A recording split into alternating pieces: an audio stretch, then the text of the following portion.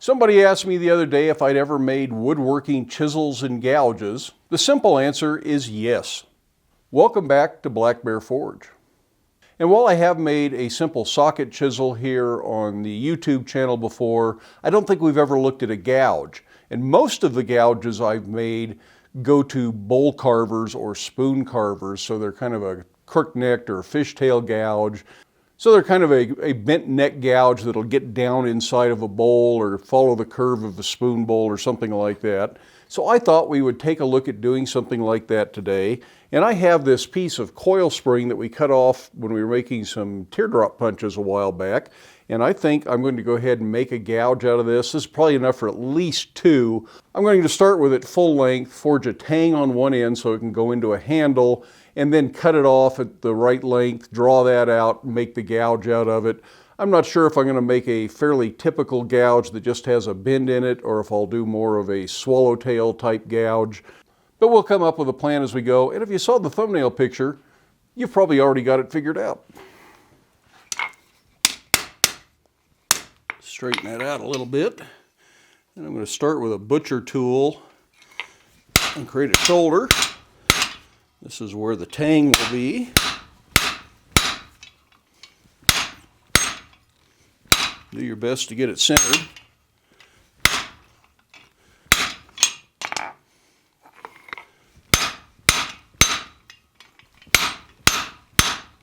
I'm just using some tenon dies to reduce the size. You could do it right here at the edge of the anvil, but the risk of messing up your shoulder is pretty high.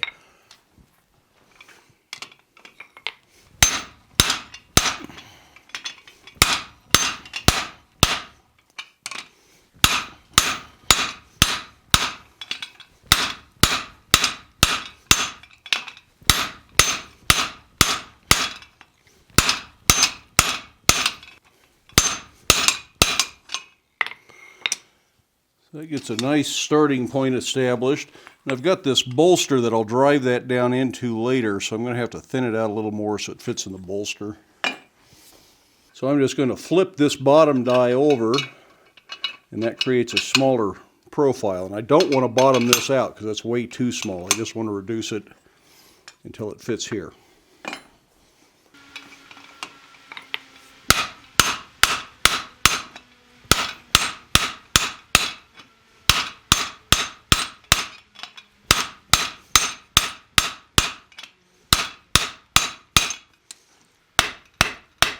I can draw a little of this out at the anvil.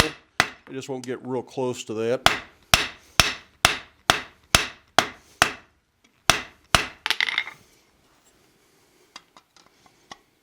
It's getting closer. Still a little bit more to go.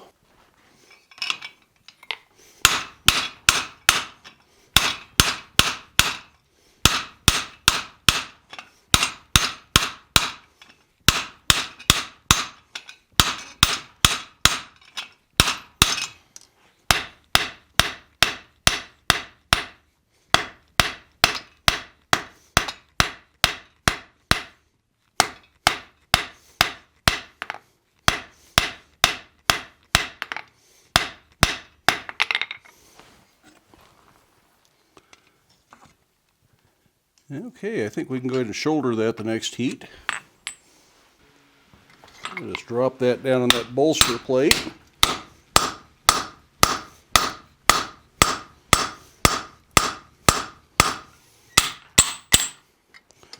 It should give me a nice crisp shoulder there at this point. But my gouge doesn't need this much material. So now on the other side of that shoulder, I'm going to fuller in, and that is what leaves the mass for the bolster. And then we draw this out into the gouge. And for that, I just have some fullering dies in here. You don't need to leave much of a bolster there. There'll be some filing or grinding.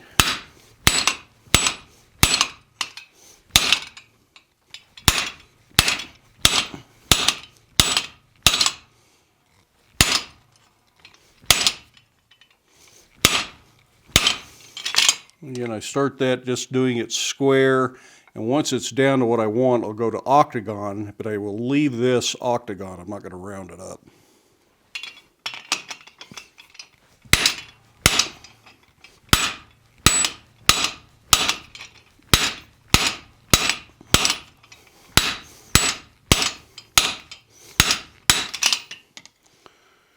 That's pretty close.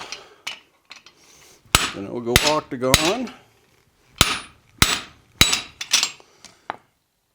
And there will be some filing to bring this right up to a crisp edge there, or just a real thin edge. Next thing we want to do is start thinning this out up here and then decide where I'm going to cut it. For that, I'm just going to start with the far side of the anvil. Work this back some.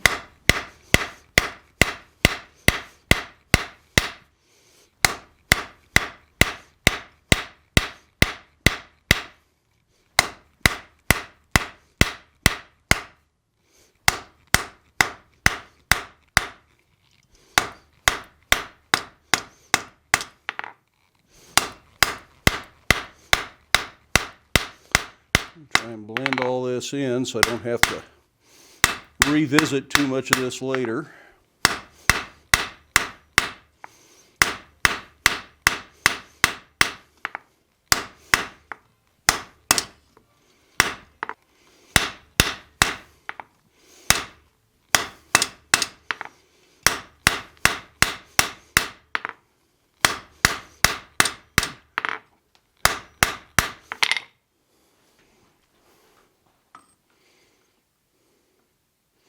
I'm going to go ahead and cut that off. That leaves enough material on this spring for at least one more of these.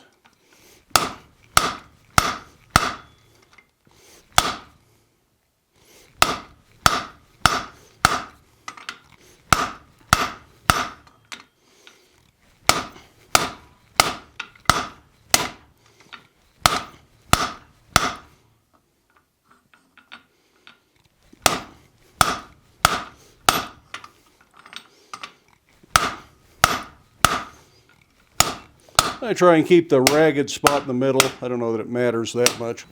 I'm going to go grind that off anyways at this stage, but so that's our piece for the chisel, or the gouge. Now at this stage of the game, I have a couple of choices depending on what style of gouge I want to make. I could just draw this out as is and keep this parallel for most of it and make a fairly straight-sided gouge.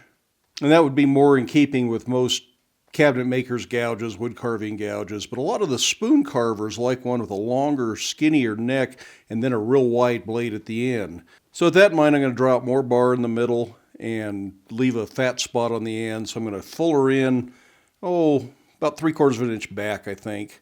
And that will establish my mass for that blade part, and then draw everything else out in between.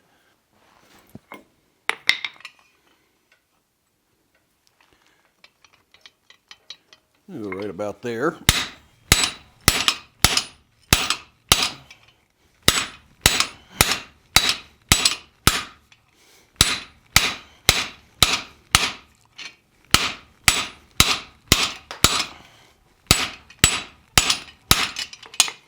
And it starts to establish a nice mass there and makes this a little longer so it'll be easier to work with.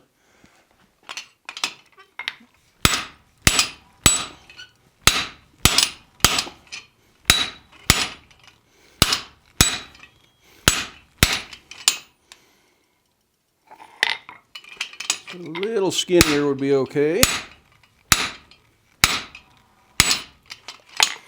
Then to make drawing this center section out go smoother, I'm going to go ahead and start that under the guillotine tool. This is really a good way to control right where your blows are going to hit, and you just work it like you would a set of power hammer dies.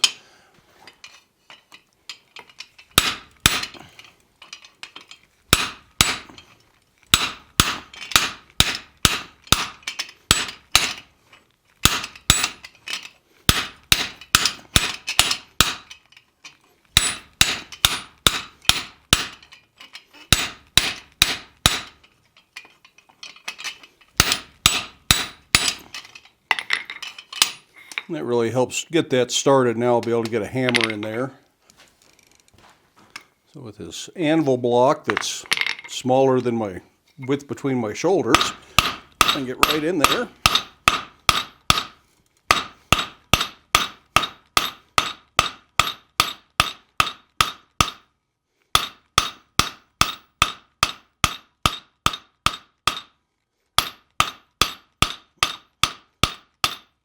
Now watch as that tang gets cool. That shoulder is a good place to form a stress crack, so I'm going to go ahead and reheat that.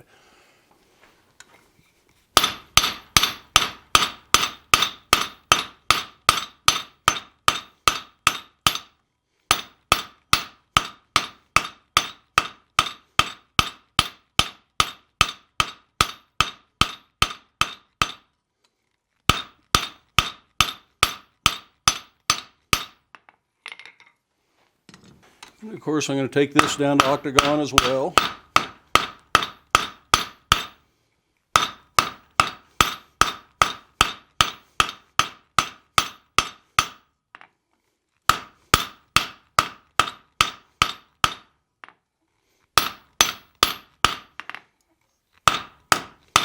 There'll be some more messing around with this up in here when we get to the gouge end, but this takes care of all the heavy forging on the shank.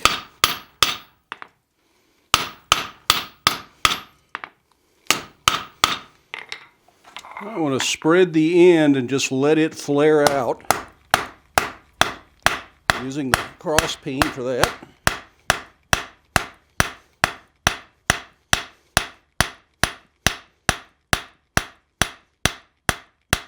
I'm going to start in the middle and work towards one edge. I come back to the middle again and work towards the other edge.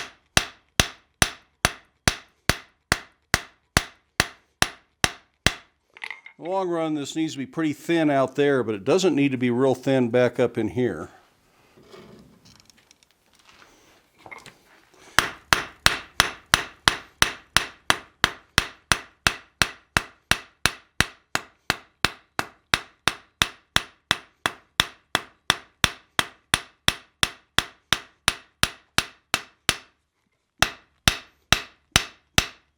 I'm going to smooth it out with the face of the hammer.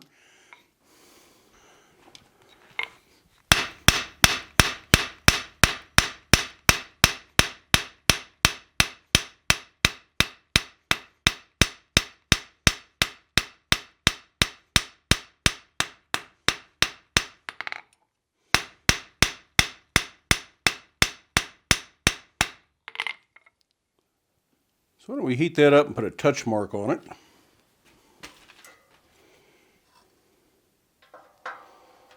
I'm going to put that up here on the shank. And I'm just going to use my last name. I'm not going to put the bear paw on there because it's just not enough room.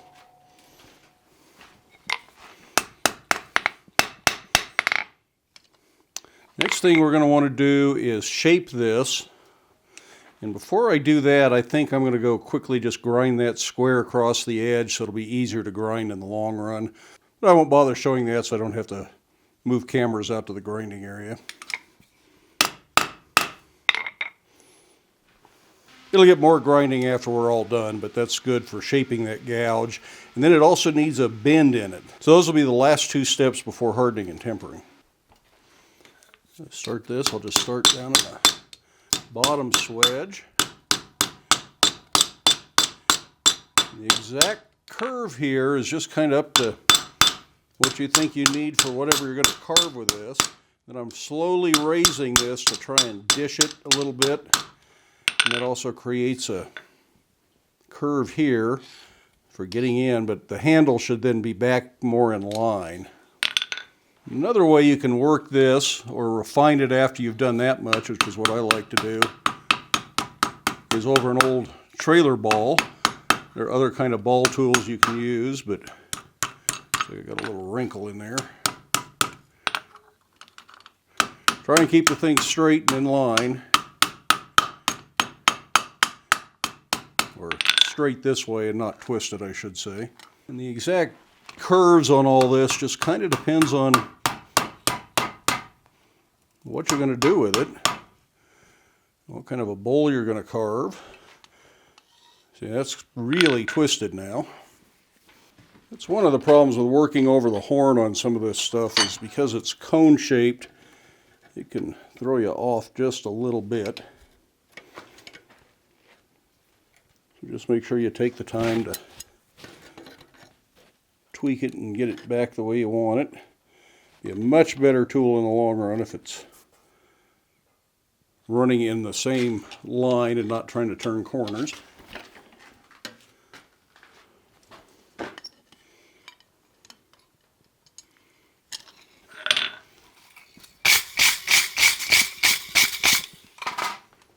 I think that's pretty good like that.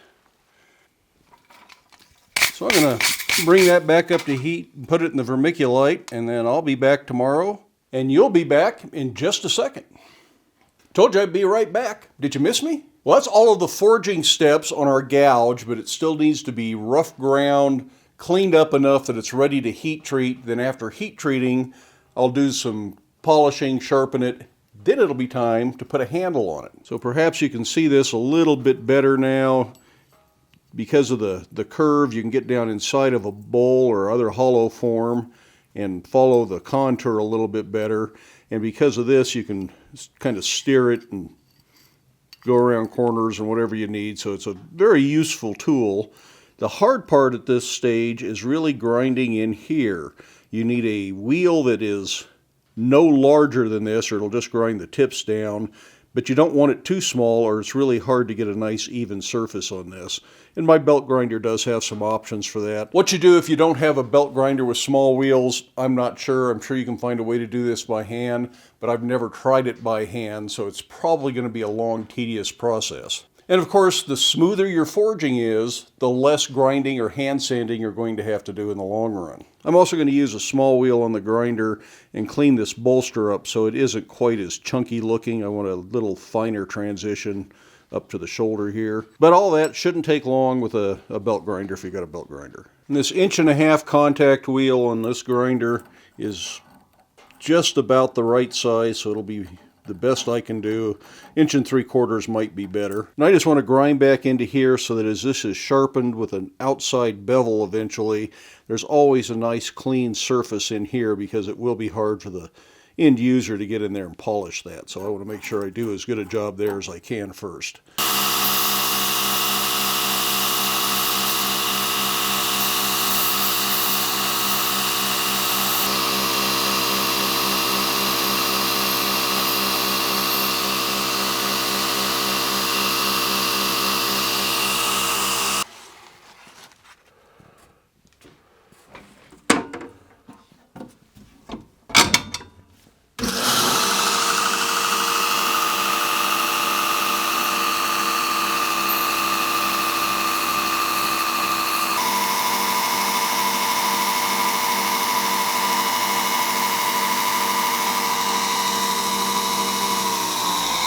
So now I just want to clean up this bolster a little bit, and I'll do this on this 1/2" wheel. This is a different grinder because it's the only one that I've got that size wheel for.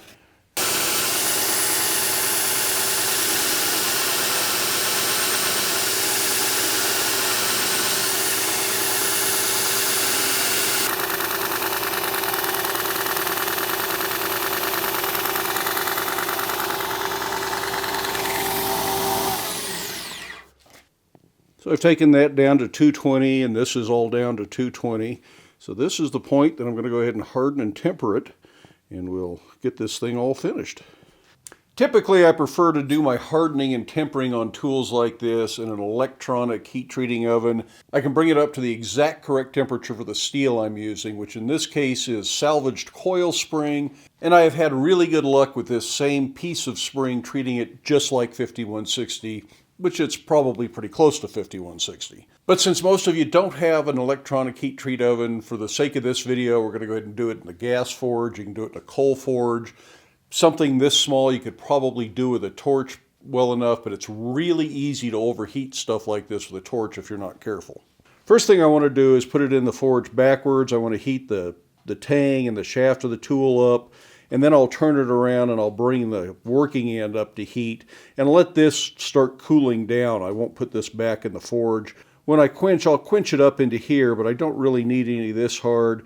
This is a real high stress point right there at that shoulder, so you don't want to harden it. I would rather have that bend in use than break in use.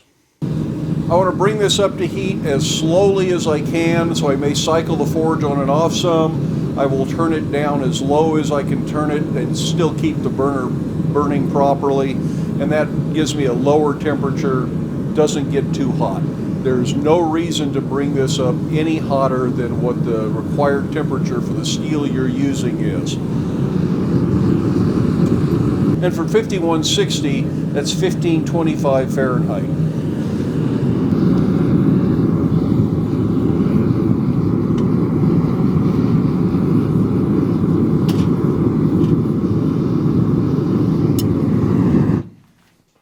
Don't forget to preheat your oil.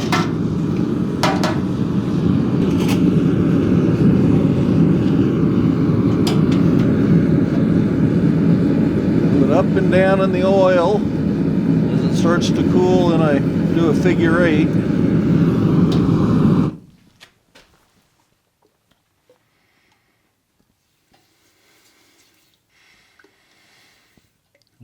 But you want to keep it moving so that it doesn't form air bubbles on one side of the chisel, which insulate it and it doesn't harden evenly that way.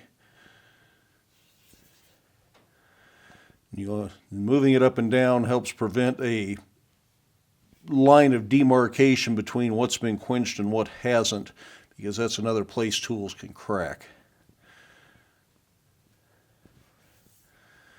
I'm going to go ahead and, as this cools and gets down to temperature, I'll quench the whole thing, because that tang is not at a temperature that will allow it to harden, but I also don't want to accidentally draw temper down into the cutting edge when I'm not watching it.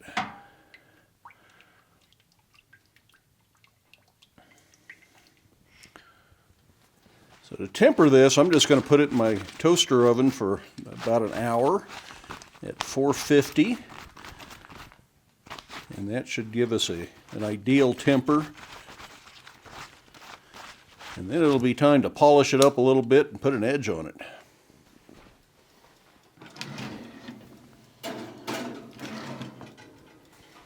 Now I've gone ahead and ground the tang clean to make sure there's no oil on there, and I'm just going to leave that as a 60 grit finish, and that way it'll have a little bit more grab when I epoxy this into a handle. I'm not going to do any more grinding through here. I'm not going to do any grinding back in here, the edges, but we do need to polish up in here. So I've got an 1.5 inch wheel on this other grinder. It'll run a little bit slower, and that will let me polish this up. At this point, it's real important not to overheat it, or you'll end up over tempering the cutting edge and it'll be softer than you want it to be.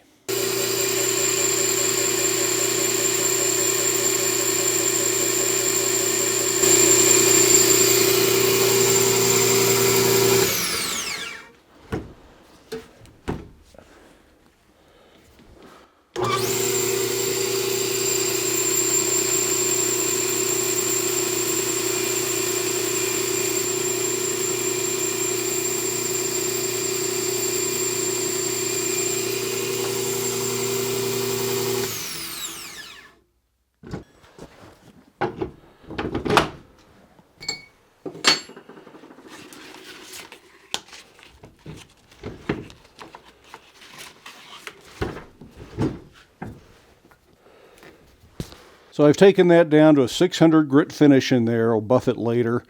And now I just want to put the bevel. So I'm going to start with a 60 grit belt, go real slow and be real careful. I want to put about a 25-degree bevel on the outside, keeping it as flat as possible. So I don't want to roll it this direction.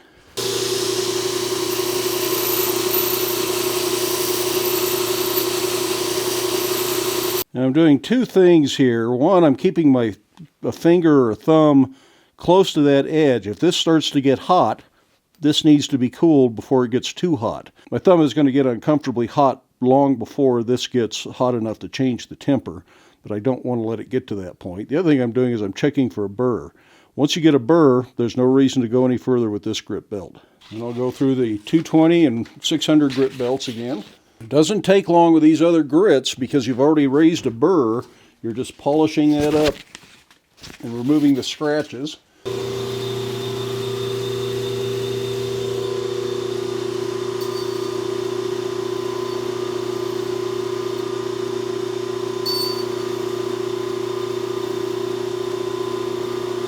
Then I'll go to the buffer and I use one side with a coarse compound and one side with a polishing compound.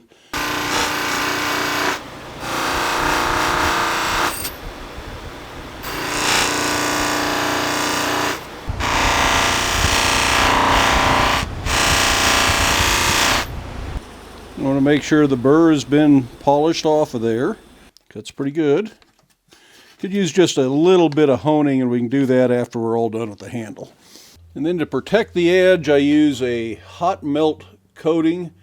It's a company called Evans Strip Coat, but there are other brands, and this is made for protecting tool edges. Make sure I turn that back off now. And this coating also helps keep you from being cut while you're working with the handle, so it protects the edge and it protects you, so it's something I really like to use.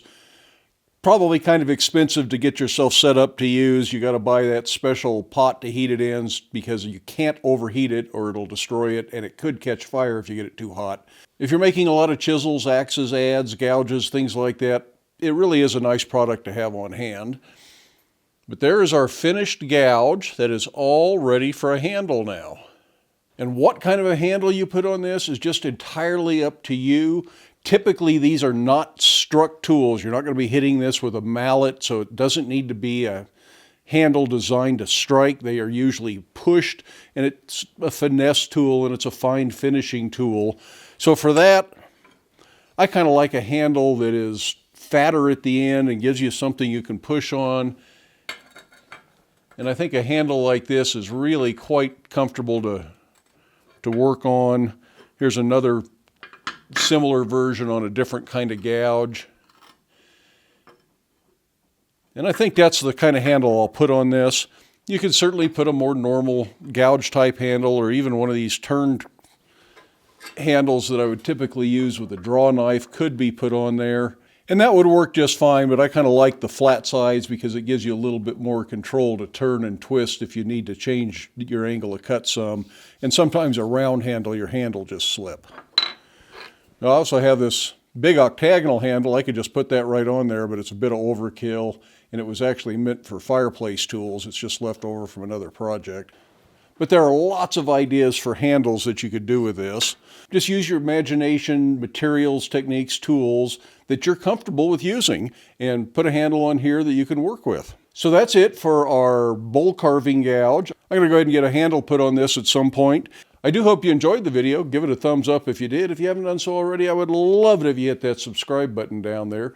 Feel free to stick around, watch a few of the other videos, share the videos with your friends. But then by all means, I hope you have time in your day to get out to your shop, be productive, stay active, make sure you wash your hands, stay safe, and wear your safety glasses. We'll see you for the next one.